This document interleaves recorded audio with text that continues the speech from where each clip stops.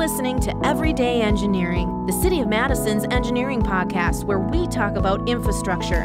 Complex topics explained simply, from the water that flows down your drain to the rain and snow that drains into the lakes, by way the curbs and streets we design. City engineering touches your life in so many ways, explained right now in Everyday Engineering. Trees. It's a simple topic for some projects here at the City of Madison, but for others, it's a whole conversation. Leading today's conversation, my name is Hannah Mohelnitzky. I'm the City of Madison Engineering Division Public Information Officer, joined here today by Engineering Division Water Resources Engineer Phil Gaebler and Streets and Urban Forestry Superintendent from the Streets Division, Charlie Romines. Thanks both for being here. Thank you. Hi, Hannah. Hi. So before we get started, can you each just lay some groundwork for anybody who's listening? Explain a little bit what you do for the city and how it kind of relates to our tree conversation. Charlie, why don't you start since you're our guest and Phil has been on the podcast before? That's right. I'm a rookie. Yeah. Thanks, Hannah. So Streets and Forestry Superintendent, so I oversee the division.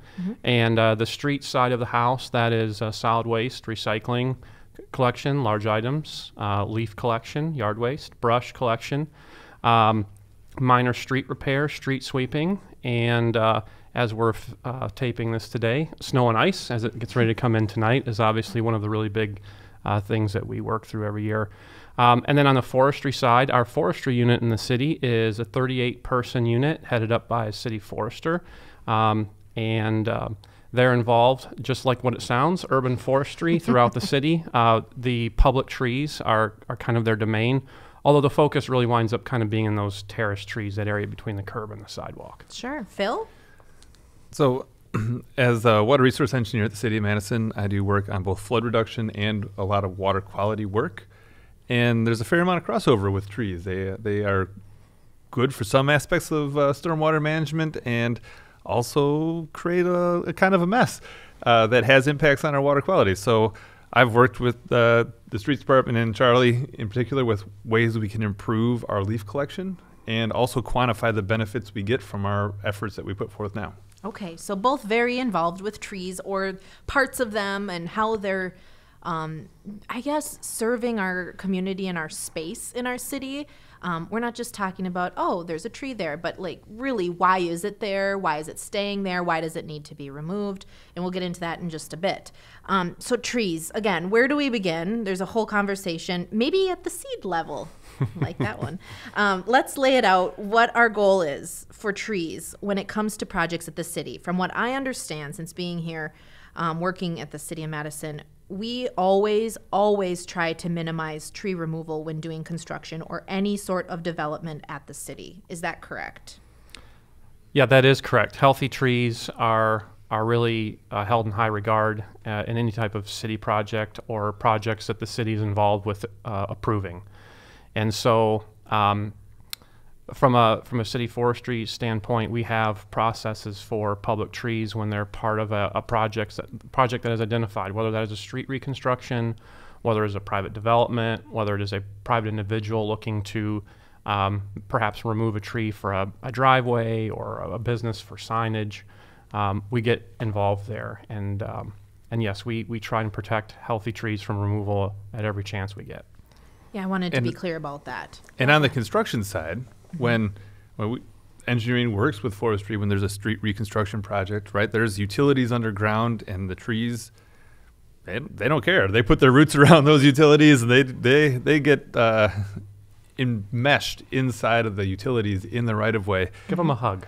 And so they're friends. Right, and we give the trees a hug by giving them a no-cut zone around their roots and trying to be sensitive with our design. Sometimes we'll leave an undersized storm sewer and put a new one in so that we don't have to rip up all the roots next to mature trees. That's a pretty big hug for the trees. Right. Yes. There's also other projects outside of the right-of-way, right, where we have a greenway or a detention basin that's going into what oftentimes is pretty overgrown land. And in there's a concerted effort to see what kind of trees are there. Are they trees that are high value trees? What can you do with the project to minimize the impact on those high value trees? And we'll talk about that a little bit more, but Yes. that's the other side of the engineering impact on trees is we have a lot of land that has a lot of desired end uses. And the health of the trees is so important. You know, I think speaking to both of what you're saying, we want to keep healthy trees, and if there's any way we can, we do. I just want to be clear on that because people get heated about trees. We all know, and even the people maybe listening to this, you know, I guess, why do people get so heated? We know that everybody wants to keep the trees, but we do too. But I think that there's just some confusion, or there's maybe more work on our half that we have to do to help educate people on why some of these options are even options when we do these projects. So I guess, why are people so heated about trees, for anybody who's listening who may not know? Well, the city has a lot of competing interests, right? A lot of competing interests, whether it's for greenway and storm, whether it is for the space on the terraces, trying to be reasonable with development and developers, which is overly good for the city, but then also recognizing sometimes there's a cost for trees. And balancing that out with the fact that, at least I'll speak to the terrace environment, it is very difficult as a very difficult growing environment for trees, right? And what do you mean by that? What do you mean by that? So typically those terraces are only going to be 4 to 8 feet wide. They're going to get salt poured on them, you know, getting slopped over from the plowing in the winter. They get struck by cars. It gets really cold here. They have competing, you know, power lines or infrastructure underneath. And so there's just a lot of conspiring against trees in these terraces. And especially those terrace widths make it just additional layer of unforgiveness. So when you have a tree that is reaching or has successfully reached maturity, that's really a hard thing to get to. And so it is completely understandable. We hate it when something happens and that tree has to be removed. And to us, while it's important, right, it's one of thousands of trees. But if you're in that neighborhood, or if that is your tree adjacent to your property, or it's on your way to and from work, or where you travel each day, those trees or that tree take on an even outsized importance. And when those trees have to get removed, right, it leaves a mark. And so I think it's completely understandable, outside of the benefits the tree provides at maturity, right? When you're talking about heat islands, cooling the house, providing a sense of place in neighborhoods, there's just a lot of benefits those mature trees provide. So it's completely understandable why people get upset when they feel like they have to be removed unnecessarily. And I think, to Charlie's point, change is also a really hard thing for humans in general to adjust to, right? Sure. And if you look at some of the policy changes we've had in the terrace, there's times when you had a mature tree that might have had a big section of its canopy cut out around power lines, and now it's going to be replaced with a tree that's not going to grow into those power lines. But it feels like a significant change. And I think maybe the corollary over in the greenway project realm is that we have a lot of greenways that were inherited by the city in a state of disrepair, and basically the idea was, well, we're just going to let it continue to drain the water. And as development has occurred and as rainfall patterns have changed, you're getting more water through this greenway, which was never really designed initially, and now it's getting a bunch of water through it. You're getting a lot of erosion, which has a lot of negative impacts on our lakes, and you have an ecosystem that's pretty out of balance because invasive species have been let loose in these greenways, Yeah, they're taking over. So They're that taking over. you have an ecosystem kind of on life support with some pretty negative impacts from stormwater, and it was never designed, and you have to make up for those past oversights, and that results in a lot of change, which is hard.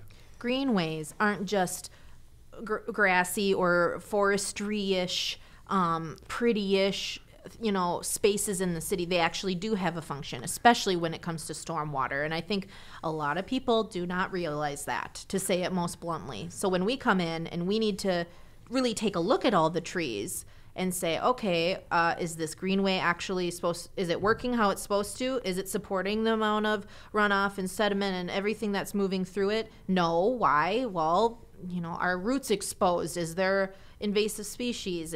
Are they running wild and free in there? I mean, there is some reality to that where we want to make sure that people understand why, because we never want to go in there and be like, oh, that tree is just going. And I think that is somehow misunderstood in the process. So back to the process, I just want to be clear,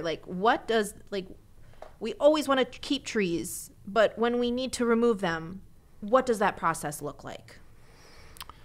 Sure.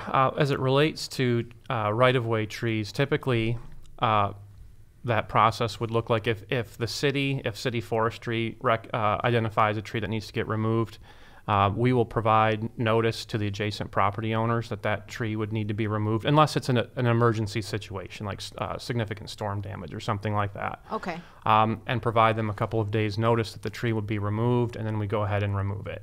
If it needs to be removed as part of like I'd mentioned before, a development project, or a homeowner is looking to move a driveway or business sign, that process is typically going to go through the Board of Public Works, and Forestry, as needed or called upon, will then review that site and those trees, and then identify healthy trees versus trees that need to be removed. It's not that uncommon on larger projects where that involves a number of right-of-way trees, where there may be a tree or two in there that needs to be removed based on health, not the project. The goal is, once we go to Board of Public Works, there's a clear understanding that based on this project or this application, that the trees that need to be removed or significantly pruned back will be identified. It's not 100% perfect all the time, and we are working on improving that, but that is the process that's generally followed for those right-of-way trees. And on the engineering, greenway, detention basin side of things, when we're putting together a project, we will get the trees surveyed most times. We then will take the plan and we go to the Habitat Stewardship Committee, and they will give a recommendation to Forestry. Forestry will then give the engineering department the approval/permit to remove those trees, and then that is rolled up into the package that goes to the Board of Public Works and then goes out to bid. And I would just real quickly add to Phil's point there, engineering, and I've been with the city for 12 years, has come leaps and bounds. When they come, they're typically not just coming about we want to remove, but they have an entire package that is remove and what they plan to do to replant, whether that is different trees or native grasses and things like that. So engineering really does a nice job in their greenways when they're coming in to remove. Over the last handful of years, it's not just about removal, but they come in with a package of how they're going to really improve that greenway for the betterment of the environment, not just stormwater conveyance. So I think that's an important point to make, and touching on Phil's thing earlier, it can be a change if you're used to that greenway providing screening, and now maybe it's a little less screening but more effective as a stormwater conveyance. Those are trade-offs in the city you have to make. And you talked about healthy versus unhealthy, and I know Phil, can you kind of shed a little more light on maybe the invasives or both of you, I guess, at this point, when it comes to healthy or unhealthy? Because a lot of people argue that, I'm hearing from engineering or our team at the city, I would say, we need to remove that tree because it's probably going to die off anyway because it's got an invasive species or what have you, all of it. We know that it's not going to live. But some people argue that it's better to keep that. I guess, can you just shed light on that sort of kind of conflicting idea? Well, there's the emotional response sometimes people have when a tree or a group of trees that are very important to them need to be removed. It is our job in city forestry to look at it based on what the tree is presenting, right? Is it healthy? Does it have decline, whether that is through disease or defect?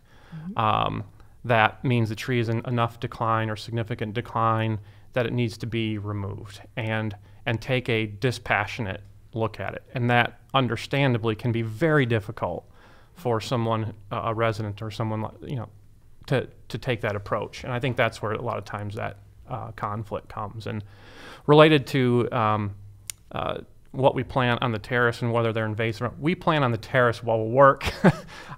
We have a rather large planting list that we will stick to, and it is certainly smaller than what might be available in a park setting or a greenway setting, again, because of that harsh environment. Sure. And when we're looking at what we're going to remove and plant or keep in a greenway project, a lot of Wisconsin, before European settlement, had oak savanna. There's about 1% of that remains. What is that? Now, an oak savanna is these large oak trees that they have space in between. Sunlight is hitting the soil in between those trees. Dappled sunlight is what they call it. And that lets all this vegetation, grasses and flowers and all the things that our pollinator friends like, all the things we put into the rain gardens, they're all growing underneath these oak trees. And it's a very, very productive ecosystem for insects, birds, wildlife. It's great. It's a great grocery store for them. When you then have these degraded landscapes and things like buckthorn and honeysuckle and other invasive species come in, right? Which are bad. Yeah, our insects don't like those, which is part of the reason they're here. People love them as ornamental plants because you put them in, you don't have to worry about the bugs eating them. They look great all the time, but they don't provide any food. That kind of starts to chip away at the food that the ecosystem can provide to all the wildlife you want to be there. And in the case of buckthorn, it grows so dense in the understory that none of the oaks can regenerate. So you could look at an oak woods that's full of buckthorn and say, like, well, it's still an oak woods. That's temporary. Yep, for now it is. It is going, all you're watching is an oak forest die. You're not walking through a healthy forest. So by taking that buckthorn out, replanting the natives, adding fire back into the regime or other ways to control the buckthorn that might come up, you are creating a much healthier ecosystem. You're bringing a grocery store back to a food desert, and you can stabilize the soil because the buckthorn doesn't let anything grow underneath it. It doesn't hold the soil well. And a lot of the benefits you might think you're getting from the forest, like carbon sequestration, that soil might have some carbon in it, but it's going to get washed into the lake. So now you're losing your carbon from the soil, and you're adding phosphorus and sediment to our lakes, which is something that we don't want, and spend a lot of money to try to prevent.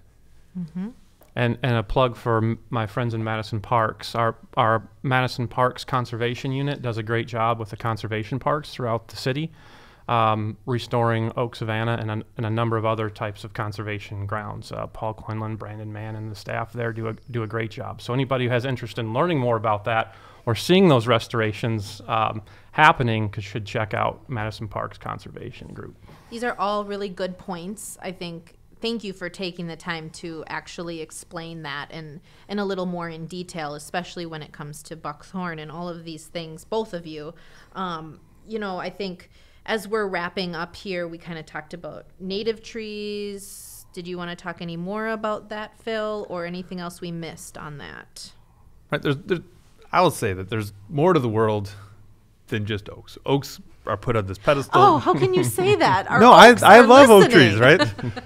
But they're really your premier grocery store. The oaks are, right? They're better than any other tree that is in North America for providing food and ecosystem services. But there's a whole lot of other trees. And some of even our natives, right? We have some that are kind of weedy natives. And, right, we have some ecosystems that are out of balance. Sometimes a few of those need to, be pushed back, and maybe you make a little space for another tree, trying to balance that tree canopy, native canopy, to provide the highest level of ecosystem service you can, right? It's a balancing act. And then also we have recreation, we have conveyance, right? I'd be remiss as a stormwater engineer to not say that for a greenway, a lot of times number one goal is to safely convey water through our urban environment in a non-erosive way. And the water is always going to win, right? You can try to constrain it into a small path, but if the physics doesn't work, it is going to just make its own path. And we can properly design things that will be maintainable and be stable and can have a very healthy ecosystem built around it. Or we can kind of just put it in the back corner and let nature take its course. The second option has a lot of negative ramifications for our lakes and can become unsafe and can be pretty messy for a long time and may end up flooding someone's house. So I definitely go towards let's design this system. But I understand that people do look at, like, part of the public debate is, well, what is the optimum use for this area? And I trust our team. I think we have a good pragmatic approach to getting to a very high level of service for all of the benefits that a greenway can provide. But we have our public information debates, and we have competing interests in our community, which is fine. Which is fine, and we welcome feedback. But yes, thank you. Thank you for explaining that, Phil. And Charlie, since we're out of time now, you get the last word. Anyone listening to this, what do you want them to know about trees in any form that I didn't ask you, that, you know, they're listening, maybe they're frustrated? What do you want people to know when they leave this podcast? I want people to know that it hurts streets and the urban forestry team to remove trees that it's not time to remove if there's some competing interest that gets it that puts it there. None of that group went to school, became arborists because they like to remove trees. They love pruning trees, planting trees, seeing trees grow to health. They're there. They are a true believing group of people. So while it certainly hurts and we get why people don't want kind of their tree removed, we don't want to remove it either. And we genuinely look for ways to responsibly and safely avoid removing trees. Well, there you hear it. There you hear it. Thank you both for joining us today. Good conversation. We'll keep the conversation going. If you have a question or a comment and you're listening to this podcast, please feel free to write into us at engineering@cityofmadison.com. Also, check out the Engineering Division website, the Streets Division website, all full of resources. We have information especially about greenways and ponds and all sorts of stormwater chunks in this whole process. And then, of course, the Streets Division has so many resources as well on any other topics you want to learn more about, because we are always here for you every day in engineering.